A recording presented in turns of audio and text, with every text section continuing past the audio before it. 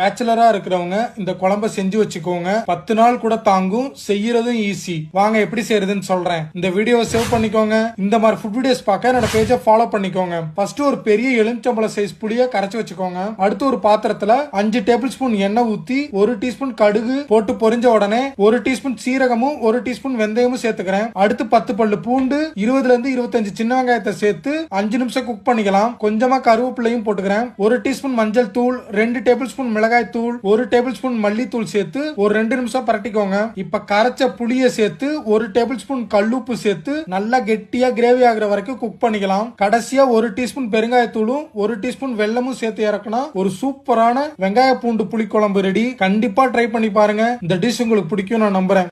அடிக்கிற வெயிலுக்கு ரொம்ப நேரம் கிச்சன்ல நின்று சமைக்க முடியாது. ஸோ அதனால இந்த சூப்பர் அண்ட் சிம்பிளான கர்நாடக ஸ்டைல் டொமேட்டோ பாத் தான் இன்றைக்கி நான் பண்ணேன்.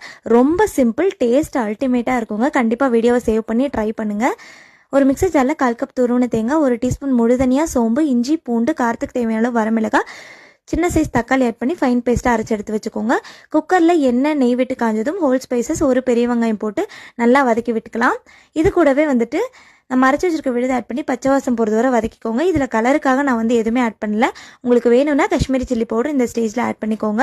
3 மீடியம் சைஸ் தக்காளி, தேவையான அளவு உப்பு போட்டு நல்லா கொலைய வதங்கினதுக்கப்புறமா கைப்பிடி அளவு புதினா இலை, கொத்தமல்லி இலை போட்டு நல்லா வதக்கிட்டு நம்ம ஊற வச்சிருக்க ரைஸ் ஆட் பண்ணிக்கலாம். நான் நார்மலாக புழுங்கரிசியில் தான் செஞ்சுருக்கேன். 2 கப் ரைஸ்க்கு 4 கப் தண்ணி ஊற்றி 3 விசில் மீடியம் ஃப்ளேமில் ப்ரெஷர் குக் பண்ணி இறக்குனீங்கன்னா கமன்னு வாசனையோட டொமேட்டோ பாத் ரெடி.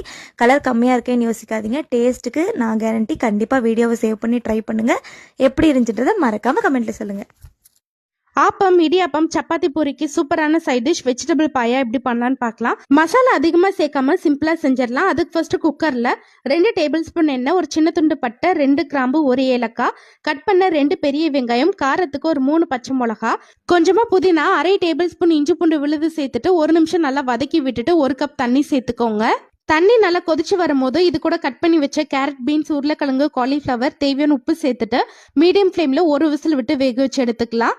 இது நல்லா வெந்து வர்றதுக்குள்ள ஒரு மசாலா அரைச்சிக்கலாம். அதுக்கு ஒரு மிக்ஸி ஜார்ல 1 கப் துருவன தேங்காய், 10 முந்திரி பருப்பு, 1 டேபிள் ஸ்பூன் போட்டு கடலை, 2 கிராம்பு, 1 ஏலக்காய், ஒரு சின்ன துண்டு பட்டை, 1/2 ஸ்பூன் சோம்பு சேர்த்துட்டு நல்லா ஃபைன் பேஸ்டா அரைச்சிக்கோங்க.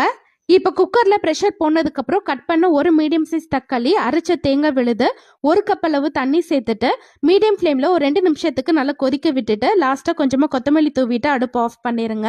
அவ்வளவுதான், சூப்பரான வெஜிடபிள் பாயா ரெடி. கண்டிப்பா ட்ரை பண்ணி பாருங்க.